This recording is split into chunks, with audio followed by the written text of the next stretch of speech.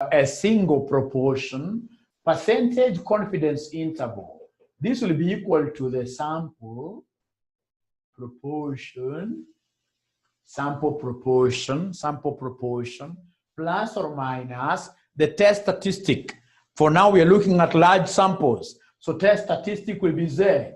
So Z times what we call the standard who? The standard error. Z times the standard error.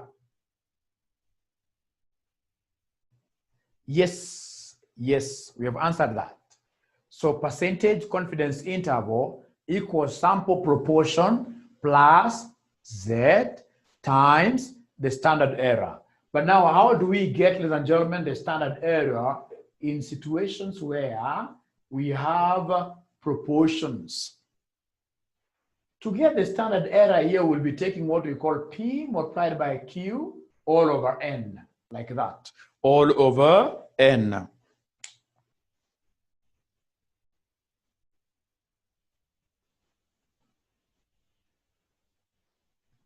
Ladies and gentlemen, this is quite important, that standard error equals root of P times Q all over N, And for you to understand what P stands for, what Q stands for, I would want us to look at an illustration.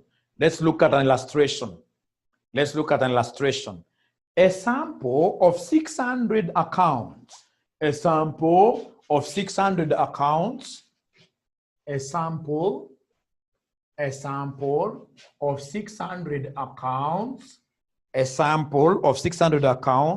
was taken to test the accuracy.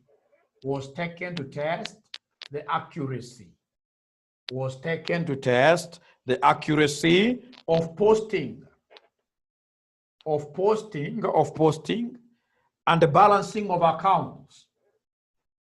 And the balancing of accounts where 45 mistakes were found. 45 mistakes were found. So they want us required to construct a 99% confidence interval of the population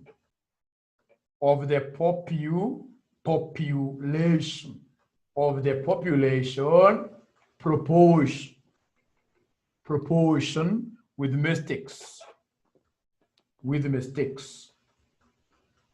So for us to be able to know the kind of audit, for example, the kind of audit techniques we shall be using, would want to know the population mistakes. Where do they fall? What magnitude am I looking at?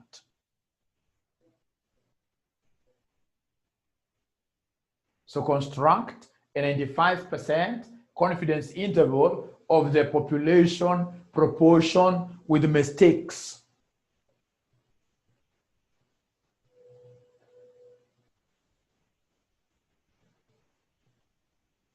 Okay, I can see good questions over there. I'll go back there, don't worry. I'll go back there. Now, ladies and gentlemen, so we have here a sample. We could be a big company and we happen to be having so many ledgers. But of course, we can't go looking for the entire thing. We can't carry out a census. It'll be very expensive.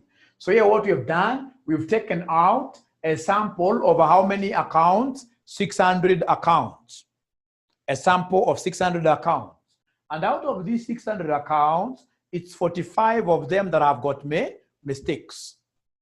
So come and give me the sample proportion with mistakes. The sample proportion with mistakes. Give me the sample proportion with mistakes. So the sample proportion here with mistakes will be 45 out of what here? 600. So could you kindly give me this figure? What is 45 over 600? What is 45 over 600? I can see HP man giving me 0.075. 0.075. So then what do you think will be our Q? Remember that P plus Q must always add up to 1. P plus Q must always add up to 1. P plus Q must always add up to 1, meaning that Q will be 1 minus 0.075. 1 minus 0.075, which gives us, according to Denzel, 0.925. 0.925. Now, having gotten P and a Q, I expect you to go ahead and calculate for us the standard error. Calculate for us the standard error. Who is able to calculate that standard error for us? The standard error. The standard error. The standard error, ladies and gentlemen, the standard error. What do we have here for the standard error? The standard error in case of proportions, our standard error will be obtained by us getting a multiple of the 2, and then at the end of the day dividing like that. So we'll talk of 0.075 times 0.925. Whatever we get, we divide by 100, and then at the end of the day, we take not 100. We sampled 600 accounts. We worked with 600 accounts. We worked with 600 accounts. So our N is 600. So then could you kindly give us this standard error? Our standard error will be equal to what?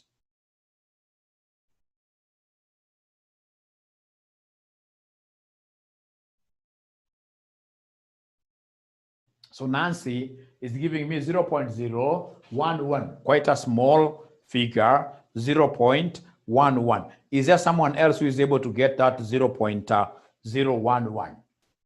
That's what I got personally. Even Samsung is giving us 0.011. The moment you have your standard error, ladies and gentlemen, then you are through with this particular arithmetic. Everything now becomes very easy. Everything becomes very easy. Ladies and gentlemen, here is where we are. So I will come and talk about 99% confidence level. 99% confidence interval will be equal to the sample proportion. The sample proportion. These errors are the ones that I would want to mirror. I would want to throw, and I have my population, or rather have a look at how my population looks like. So I'll talk of this Z times the standard error, which is 0.011. So of course here we are looking for Z because we are still tackling large samples. Our N is a whole 600. It's more than 30. It's more than 30. It's more than 30. So then, ladies and gentlemen, the most important thing that I would expect you to do for me, having realized that indeed would want to work with Z-score, please come and take this 99%. You divide by 2, have your entry figure. Somebody give me that figure, 99%, 0.99 divided by 2, 0.99 divided by 2. What do we have? Somebody there? 0.99 divided by 2, we have 0.495. Thank you very much. Once I have this 0.495, I would want you to go to your tables and read for us the corresponding Z score. Go to your tables. Go to your Z tables. Go to your Z tables and read for us the corresponding Z score. And read for us the corresponding Z score. The corresponding Z score. Read for us the corresponding Z score.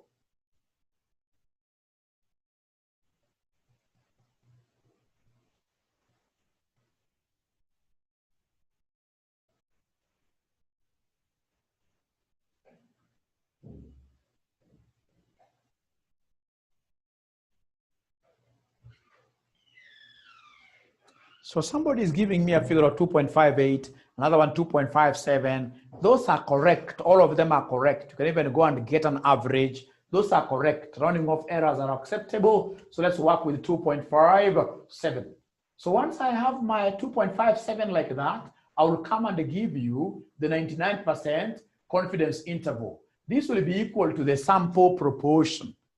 The sample proportion. The sample proportion you guys had given me. This thing that has got errors, 45 over 600, you gave me a figure of 0.075, 0.075, plus or minus the Z score that you've been able to read, which is 2.57, times the standard error, which is 0.011. So could you kindly go ahead and give us the lower limit and the upper limit? The lower limit and the upper limit. Remember, to get the lower limit, what you'll do is to subtract. You'll take 0.075 minus 2.57 times 0.011. You subtract. So come here and give us the lower limit.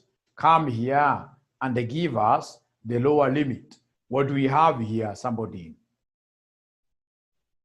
Lower limit, you subtract. You take 0.075 minus 2.57 times 0.011. Please give us a figure.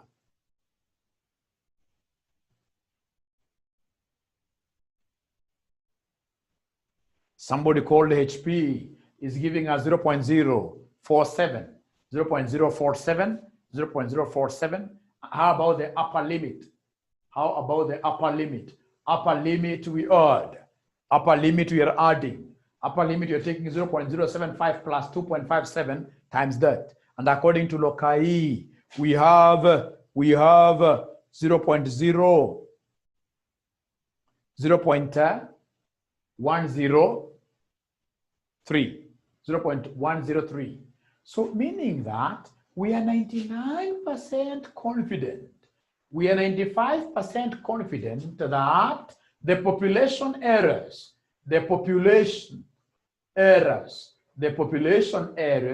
will fall.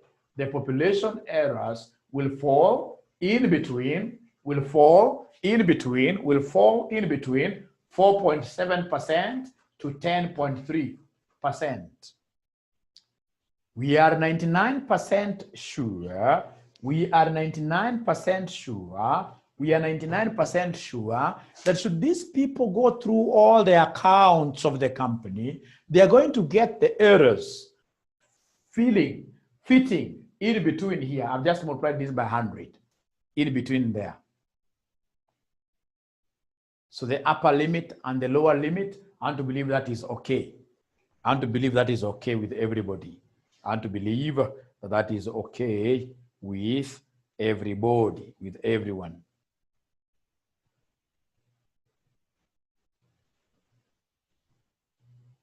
Yeah, Nancy, I can see you're also confirming this figure, which is pretty much okay.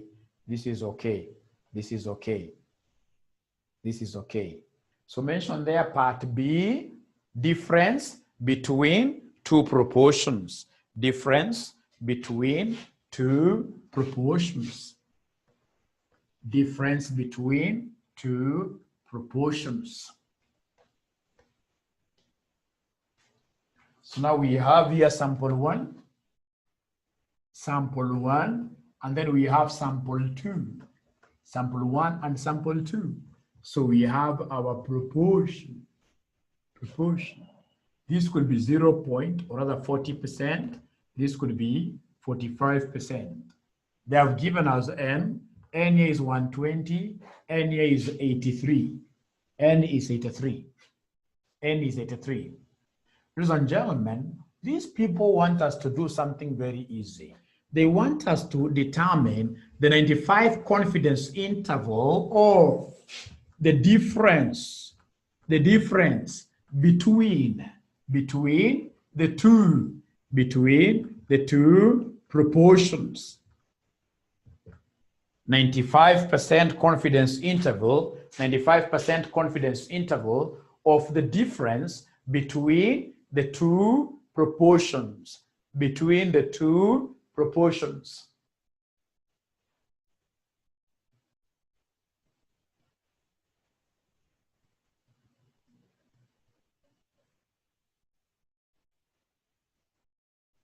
Very easy indeed. Very easy indeed, very easy indeed. So the first thing that I will do here is to calculate the standard error.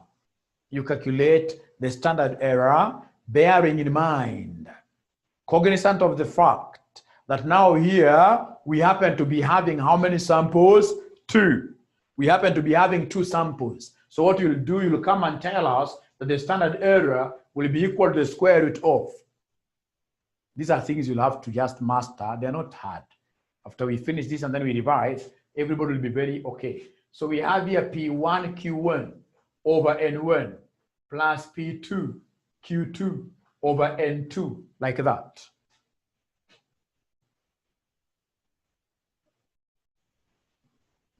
So when you have these proportions, the only thing that you need to do, these are your P.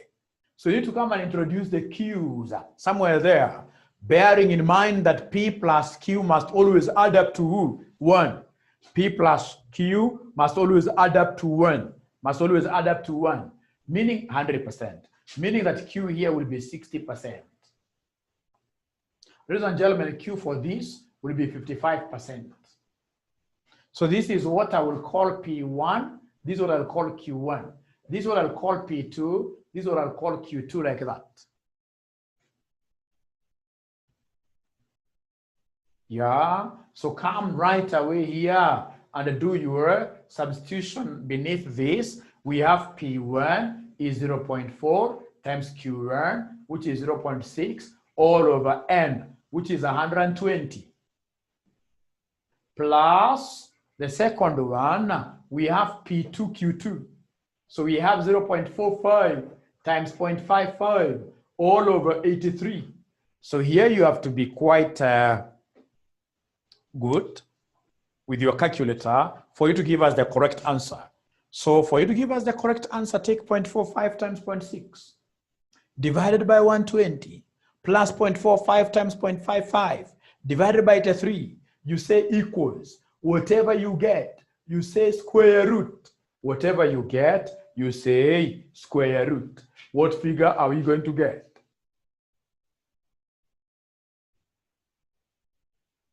What figure shall we be getting as our standard error? What figure shall we be getting as our standard error?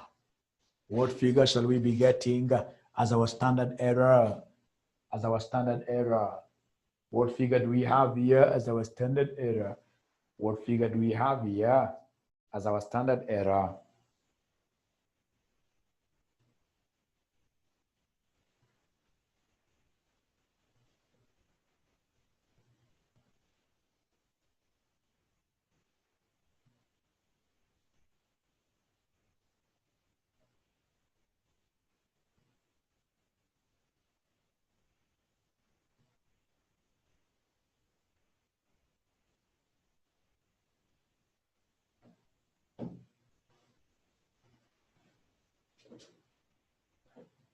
Somebody is giving me a figure of 0.71 or a 0.071.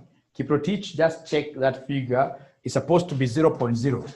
0.071, that is my standard error. And once I have the standard error, ladies and gentlemen, I know if I'm the one doing this, the next thing will be about the entry and the Z-score. Entry and the Z-score. So how do I get the entry? I know that this is Z, because I can see how big my samples are. So being Z, what I need to do is to come and divide this 95% into 2. We divide 95% into 2. Divide 95% into 2. So when we divide 95% into 2, this will give us 0.47 what? 0.475. And for sure, this is what we call the entry. So get inside that table of yours. Get inside the Z table, inside the Z table, inside the Z table, inside the Z table, inside the Z table. Get inside there, the Z table. When you are inside there, in your Z table, you should be able, ladies and gentlemen, to read this 0.475 inside there, 0.475. So I can see it is here. I don't know whether you are you able to see my table? Are you able to see my table? Are you able to see my table? Yes. So I can see mine is here 0.475. 0.475 corresponds to 1.9 something. 1.96. 1.96. So this is what I will take. No, they're not able to see my table, but at least they have gotten 1.96. So in this case, ladies and gentlemen, we have here the Z score.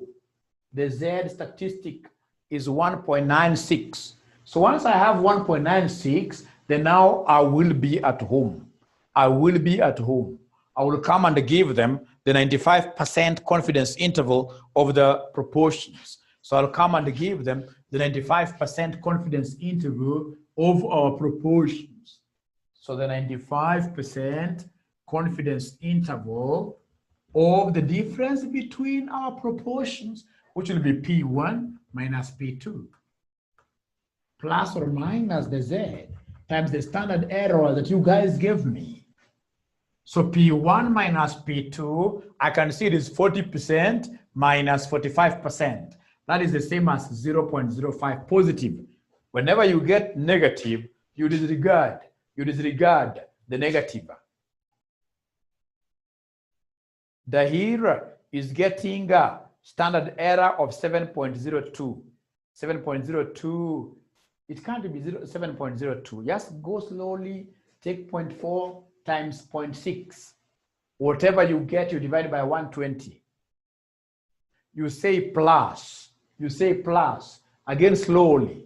0.45 times 0.55 divided by 83. And then you say equals. And then ultimately, you should be able to get the square root of that. You should be able to get the square root of that. Once you do that, you'll be able to get that figure that the other students got. You'll be able to get the other figure that the other students got. Just try and see again. So I'm explaining here that basically we are looking at the absolute. We are looking at the absolute difference. We don't take into consideration the negative. We are looking at the absolute. We are looking at the absolute. We are looking at the absolute.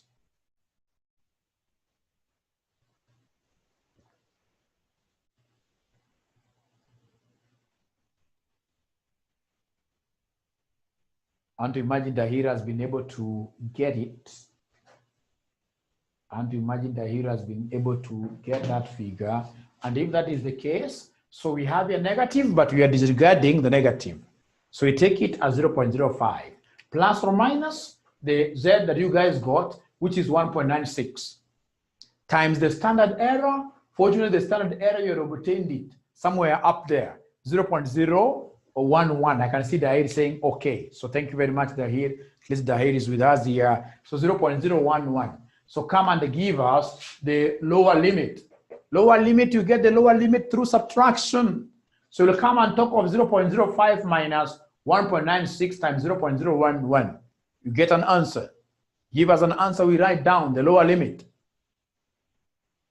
So the lower limit, ladies and gentlemen, the lower limit at the end of the day will give us what figure for the lower limit. Lokai gives me a lower limit of 0.0896. How about the upper limit? How about the upper limit? How about the upper limit? Upper limit I'm being given, it is 0.199. 0.199, like that. So in short, our difference, expected population difference, expected population difference will be 8.92% all the way to 19.9%. 19.9%. You know, ladies and gentlemen, look at, for example, like the COVID samples. You'll get sample 1 of 3,000 people who have been tested COVID, having, for example, 7%, right, positive. Another sample of 3,000 having this particular. So we'll be asking ourselves, what if in this case here we were to get samples from the entire country? How different will these samples proportions be? The bigger the percentage, the more the errors. Because honestly speaking, given that we are drawing this population here from Kenyans, we are drawing the sample from Kenyans, we expect the sample differences to be closer to zero, And that is why when we go to hypothesis testing, you will see the ideal situation, we should be getting the lower limit being negative and the upper limit being positive, meaning that zero is in between. For now, just master it this way, that the difference, what we expect to be the population difference, will be falling in between there. For now, just master it that way. Dahir says, we have taken a wrong standard error. Or the standard error, thank you very much. The standard error that we got up there is supposed to be 0.071. Thank you very much for that. So will the answers change? Will the answers change? Will the answers change? Or you guys used the right figures? They'll not change. Thank you very much. I used a wrong one. Even for my people who will be watching this video, it's good to correct here, 0.0 like that. Now, ladies and gentlemen, write again another title. We are still talking of,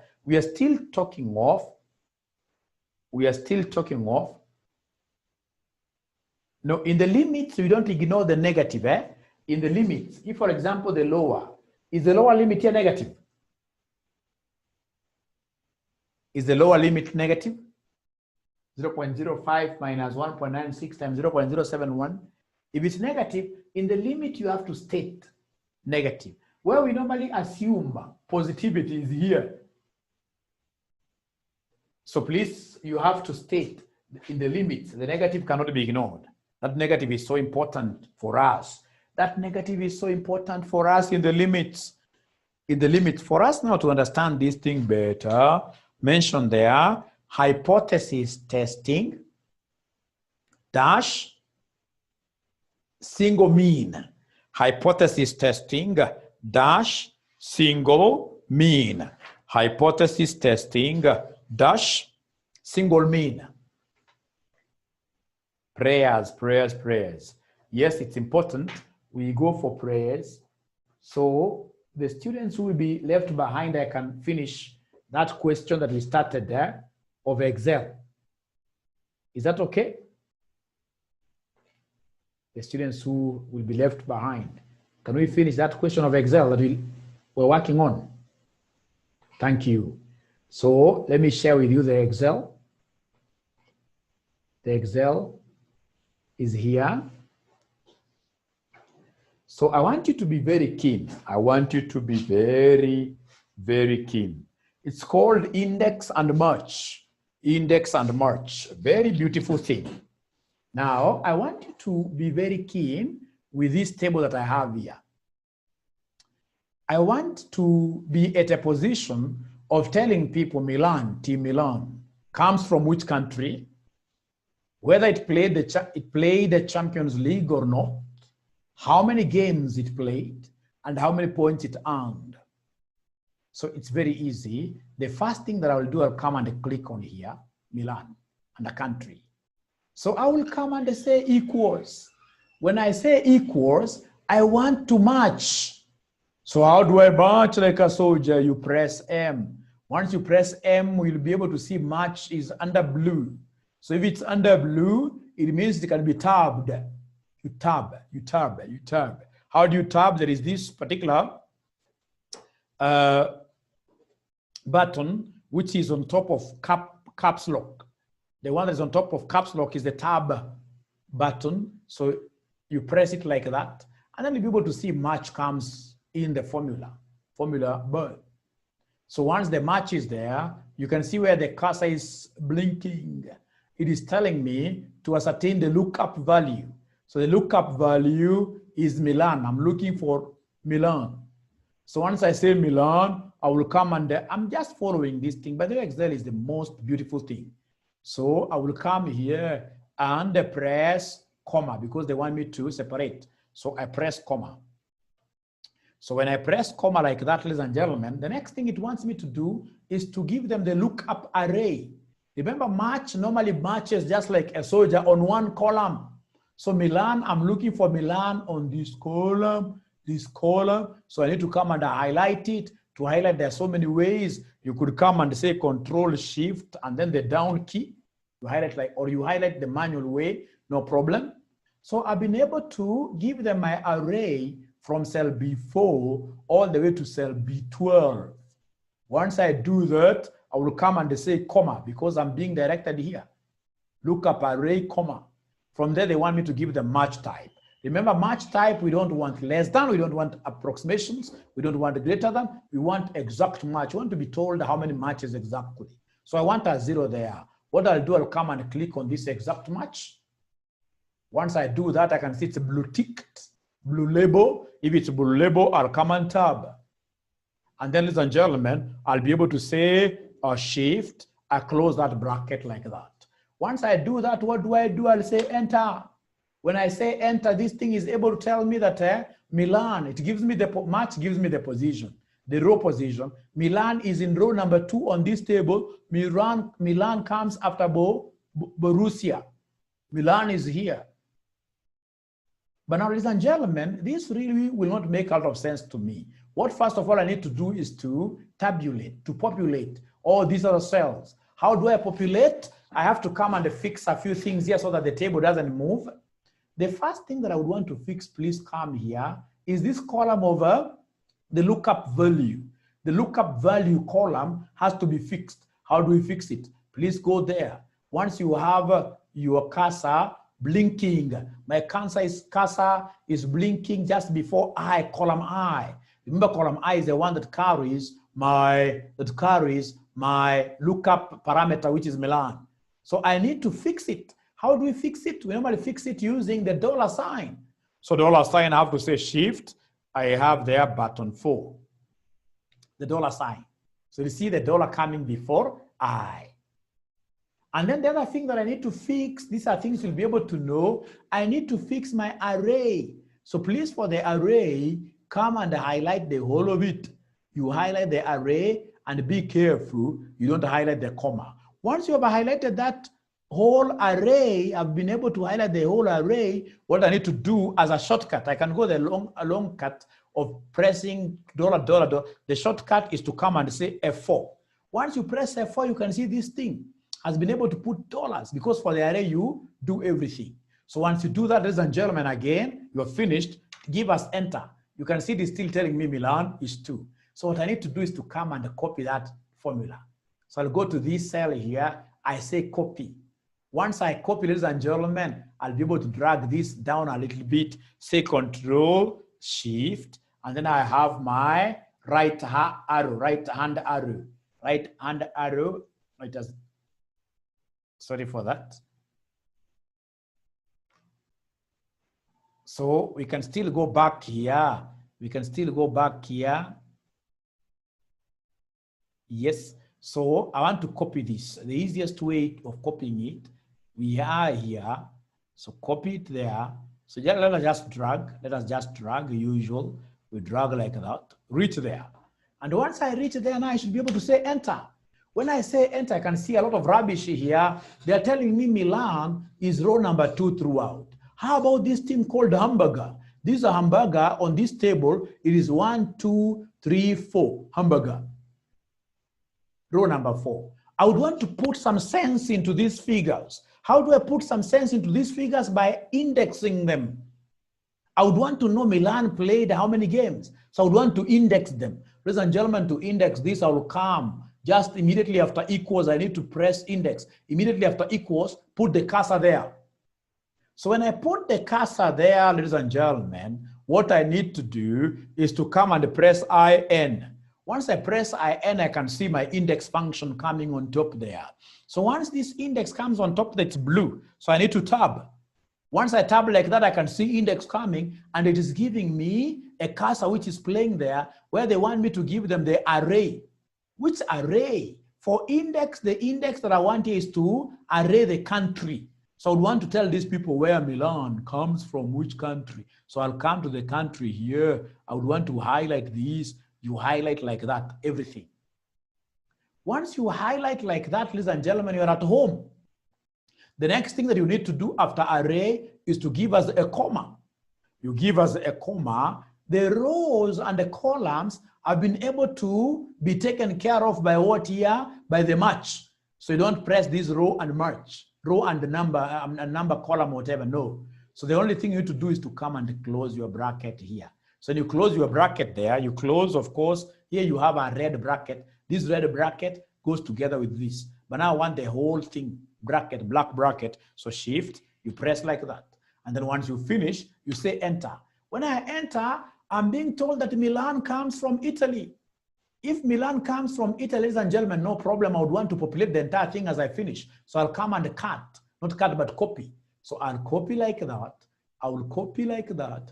Once I copy, I will come and take everything like that. So ladies and gentlemen, I'll come and press enter.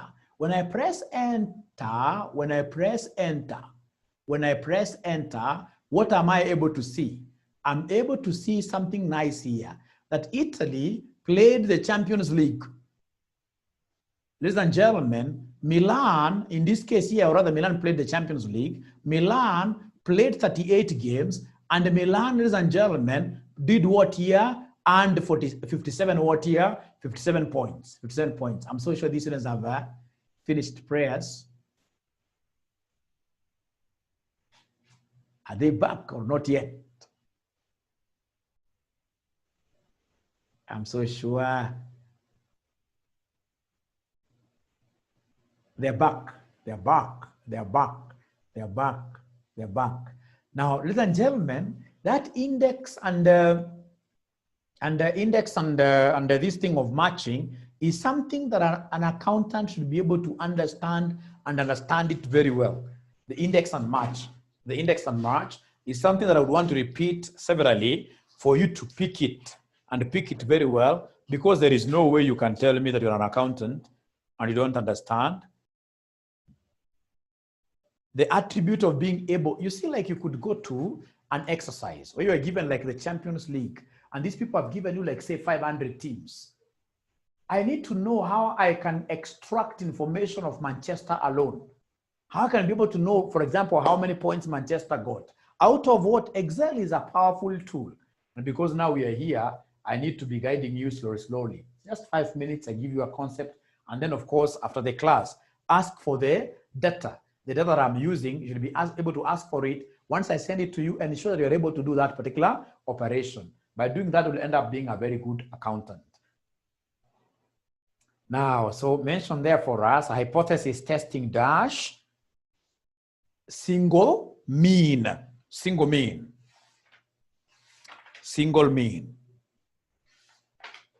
So once you have that down, I would want us to mention illustration. I'm almost clearing this area. It's a very sweet area. Very sweet area. Very sweet area. So mention there illustration. Illustration.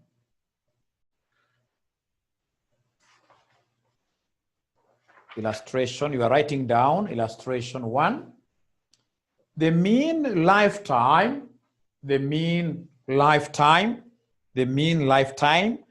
a sample, the mean lifetime of a sample over 100 light tubes, over 100 light tubes, over 100 light tubes, like bulbs, the tubes. Over 100 light tubes. So in short, they're telling us N is 100. Over 100 light tubes produced by a company,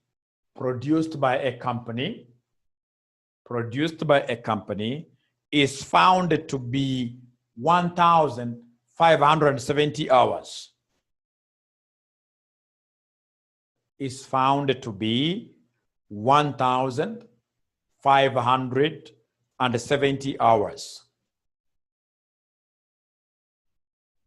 With a standard deviation of 80 hours. With a standard deviation of 80 hours. With a standard deviation of 80 hours. Full stop. test the hypothesis, test the hypothesis, test the hypothesis, test the hypothesis, test the hypothesis, which is a claim, test the hypothesis that the mean lifetime, test the hypothesis that the mean lifetime, test the hypothesis that the mean lifetime of the tubes produced, test the hypothesis that the mean lifetime of the tubes produced is 1,600 hours, is 1,600 hours, 1,600 hours, 1,600 hours. And then they have told us that the level of significance is 5%. The level of significance is 5%. Write this in full. This is level of significance. Level of significance is 5%. Level of significance is 5%. This is very, very easy. Very, very easy. So how do we get started? Very easy. We state the hypothesis. So step number 1, state the hypothesis. State the hypothesis. Very easy. So the hypothesis, we normally have 2 claims. The first claim being the one of the null hypothesis. What do we call the null hypothesis? So my null hypothesis here, what we shall be abbreviating as H0. H0. What we shall be abbreviating as H0, my null hypothesis says that my U will be equal to 1600. The null hypothesis is because they want us to test the claim. They want us to test the claim that the mean lifetime of the tubes produced by the company is 1600. 1600. 1600. So the null hypothesis is 1600. Now, ladies and gentlemen, remember they want us to test the claim that when we put up that bulb, it's going to stay there for 1600 hours. But you and I know that there is a possibility of this bulb either taking a lower duration or a higher duration. So it means that here we shall be carrying out a 2 tails hypothesis test. 2 tails because our hypothesis, null hypothesis, does not specify a direction. What they have told us, the claim they are making is the one of 1600 hours. So they are asking us to test the hypothesis that the mean lifetime of the tubes produced by the company is 1600 hours. Is 1600 hours. But we know that in reality, away from the claim, the tubes could stay up there, hung up there, either for less time or more time. So meaning that, ladies and gentlemen, we have what we call the alternative claim or alternative hypothesis. So the alternative hypothesis is what we shall be denoting as H1. And our H1 will be our lifetime. U stands for the mean. U stands for the mean. Our lifetime here could either be more or less than 1600. So in this case here, that our population mean is not equal to 1600. Is not equal to 1600. Is not equal to 1600. Ladies and gentlemen, if that is the case, I would want us first of all to define what a null hypothesis is and what, ladies and gentlemen, our alternative hypothesis is. So if we've written like that, mention their title, small title, null hypothesis, null hypothesis.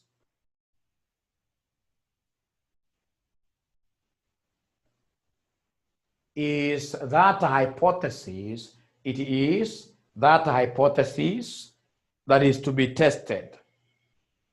It is that hypothesis that is to be tested. It is that hypothesis that is to be tested. That is to be tested for possible rejection. That is to be tested for possible rejection. that is to be tested for possible rejection or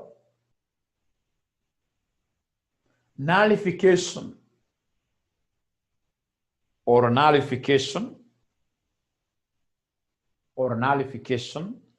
under the assumption it is true. Under the assumption it is true.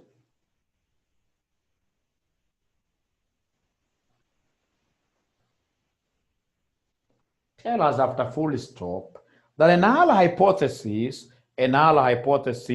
should always be precise. A null hypothesis should always be precise. Should always be precise. Such as the given coin is unbiased. Such as the given coin is unbiased. The given coin is unbiased. Or a drug is ineffective. Or a drug is ineffective.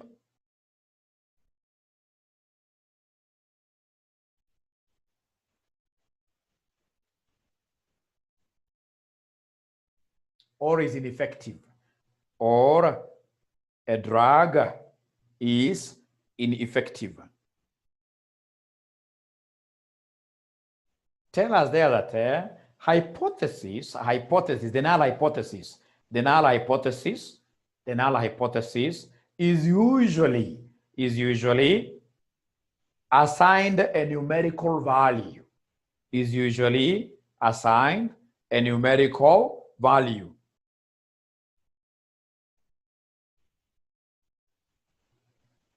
Example,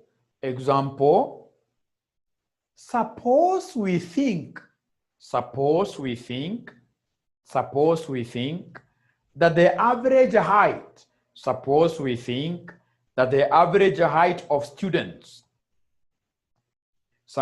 we think that the average height of students, is 150 centimeters, Full stop. This statement,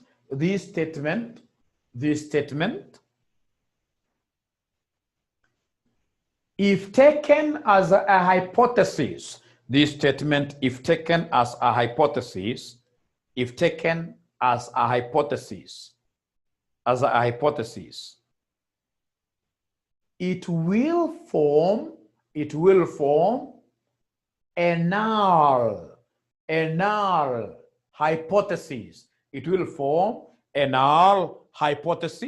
it will form a null hypothesis.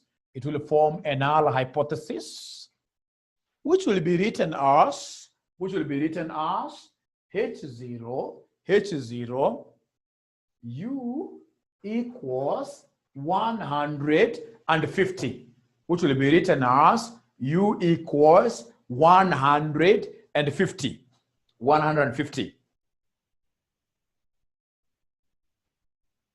In other words, we hypothesize.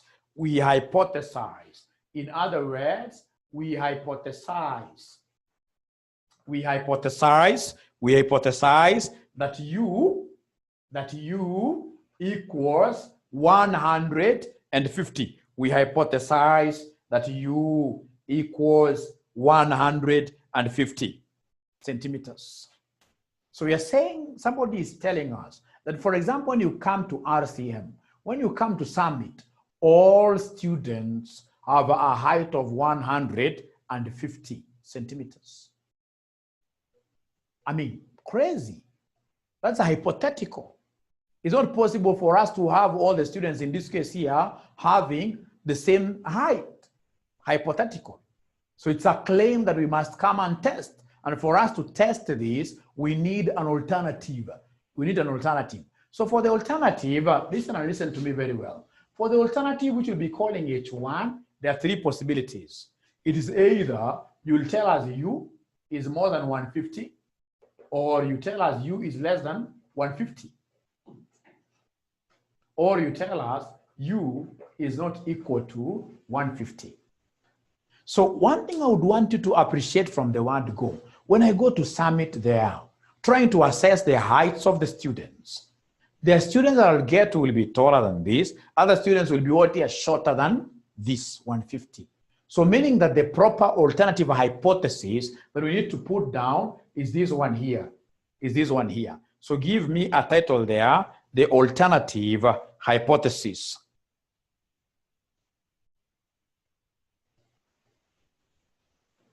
The alternative hypothesis. Tell us there that this is the claim that will be accepted. This is the claim that will be accepted. That will be accepted if the null hypothesis, if the null hypothesis is false. If the null hypothesis is false. If the null hypothesis is false. If the null hypothesis is false. So please let us go back to the question that we were doing. Let's go back to the question that we were doing, ladies and gentlemen. What we have here with yourselves is a situation where some manufacturer is making some quite a crazy claim. He's saying that when I give you my bulbs, these bulbs, population, all of them will hang up there for 1,600 hours. So as now we've gone there, but before we buy, we need, ladies and gentlemen, to test the, so then I know that for sure, not unless there is anything that will be able to prove me otherwise. I know that these bulbs, some of them will take longer, others will take shorter. So my alternative claim, ladies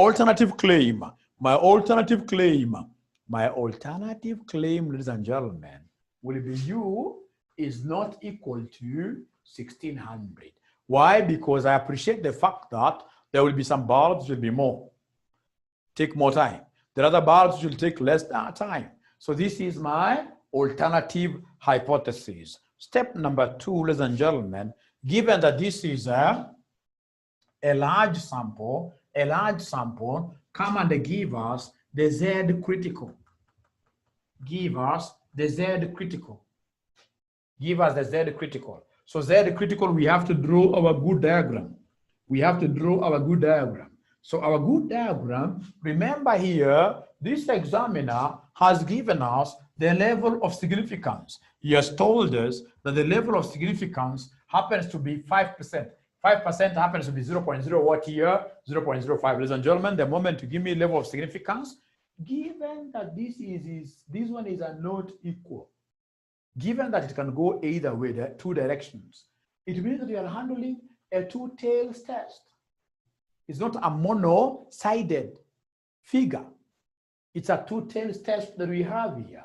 Two-tails test that we have there, meaning that this level of significance must be divided into two. The level of significance is like this. The level of significance has to be divided into two. So come and take there alpha over 2. So alpha over 2, what is 0.05 divided by 2? What is 0.05 divided by 2? 0.05 divided by 2. That one will give me what figure, my grade students? 0.05 divided by 2. I'm not getting your figures. Somebody is giving me a figure of 0.025. So somebody is giving me 0.025. Now, ladies and gentlemen, listen to me very well. Once you have gotten that, you need to come and give us this area which runs from here all the way to there. Given the fact that the half area is 0.5, given the fact that the half area is 0.5. So I need to get this one here. So this one here will be 0.5 minus 0.025. Can somebody give me this answer? Remember the level of significance, unlike the confidence interval, the level of significance normally goes to the tails. Normally goes to the tails. So now I want to get the area which runs from here to here, what we normally call the entry now. What we call the entry. Lokai, Samuel, Maingi, these students are giving me 0.475. Once I get the entry, I need now to use the reverse gear where we get inside the table and read outwards. Read outwards for us to be able to get the Z score. I want the Z score. I want the Z score. I want the Z score. You go inside the table looking for 0.475.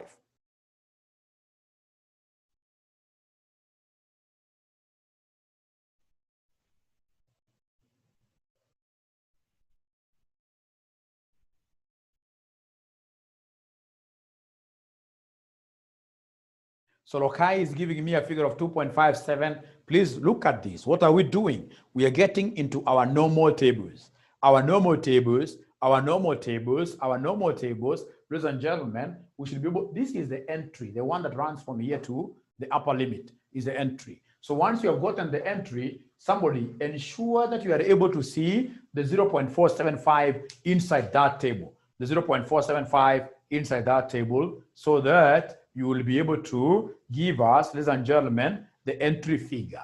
So the entry figure, what do we have? 0.475 is the entry. How about the Z? Is there someone else who is able to see 2. They have changed language.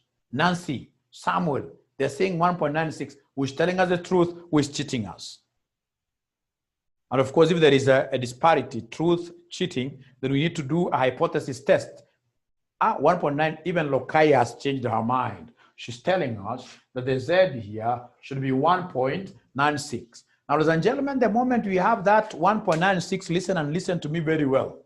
Unlike confidence interval, here I will have 1.96 positive on this side. On the other side, I'll also have 1.96, but because it's on the left-hand side of the mean, I have to come and put a negative there. I have to come and put a negative there. So kindly put a negative there. Kindly put a negative there. Put a negative there, and then now that is it. So now you need to move to the last area. The last area is quite a nice area. Last area, or rather before I go to the last area, I want you to indicate there that this unshaded region, the unshaded region is the H0 region. H0 region. The shaded ones, these are the H1 regions. Shaded ones, they are the H1 regions.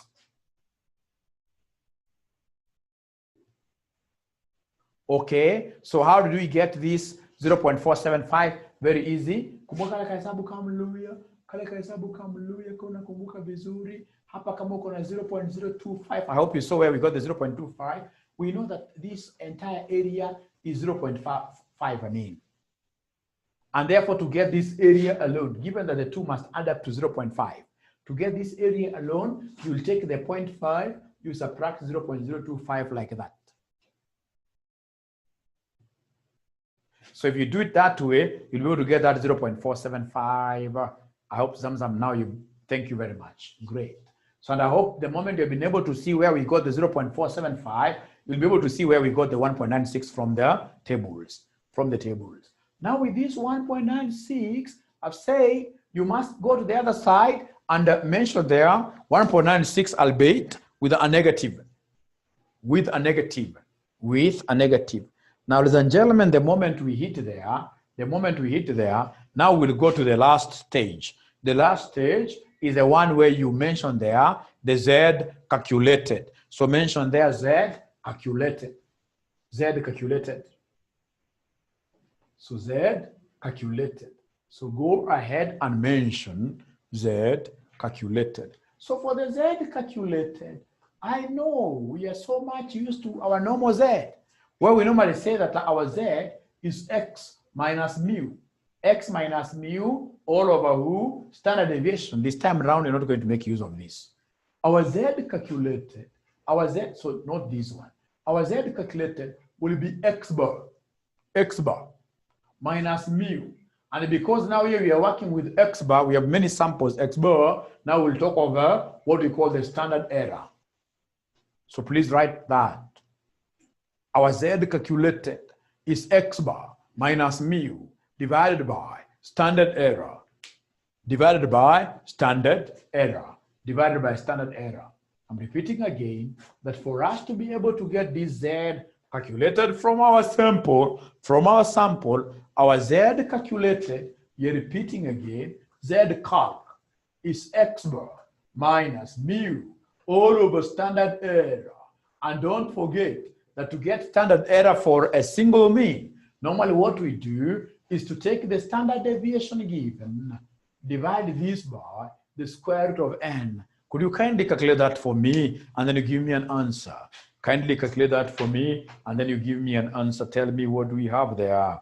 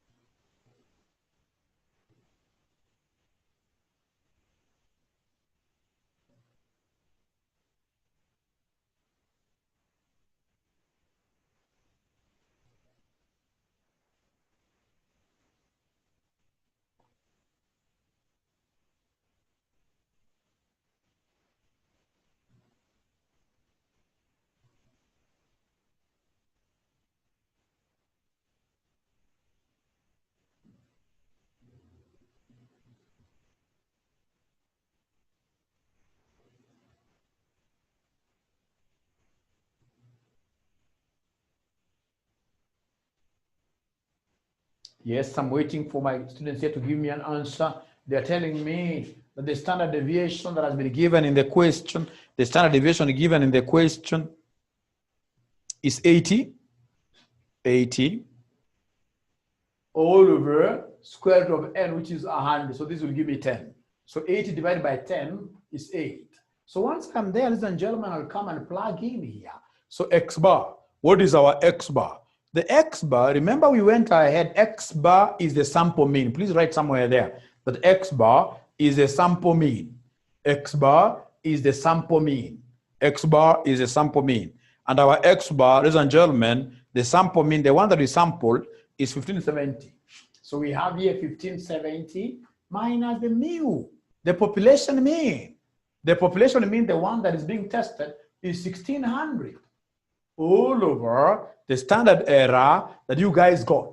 The standard error that you guys got correctly, which is 8. So could you kindly give me this Z calculated? Give me the Z calculated. Give me the Z calculated. Could you kindly give me the answer? The Z calculated will be equal to what? Somebody is giving me a figure of minus 3.75. Minus 3.75. Thank you very much. Thank you very much. Now, ladies and gentlemen, from there, come and place this Z calculated figure on your diagram. You have your number line here. Tell me whether it's on a shaded area or whether it falls on unshaded area. This minus 3.75, where does it fall? If this is my number line, of course I know at the middle here I have a 0. As I go that way, so of course I can see minus 3.75 will fall here. Minus 3.75 will fall there. And if it falls there, ladies and gentlemen, what do we have? If it falls there, ladies and gentlemen, we can see that this falls on shaded area, which is a H1 area, All shaded areas are H1 areas. All shaded areas are H1 areas. They are H1 areas. So, ladies and gentlemen, the moment I've been able to hit there, I'm telling the examiner that therefore we can only accept H1. We can only accept H1. We can only accept H1 because we have fallen on the H1 area. So we can only accept H1, meaning that the null hypothesis is not true. That manufacturer who was claiming that his bulbs will be able to stay up there lighting for 1600 hours has cheated us. Ideally, we expect what here even much fewer hours. We expect much fewer hours. We expect much fewer hours because it has fallen on the left-hand side. So, ladies and gentlemen, I would want to open this session into a Q&A. Q&A session. So I expect you guys to ask questions because I can't teach more than that. For one lesson, I'll invite trouble. Once you have that particular footing very well, I'm so sure now in the subsequent classes, you'll be able to understand everything very well. So ask any contribution.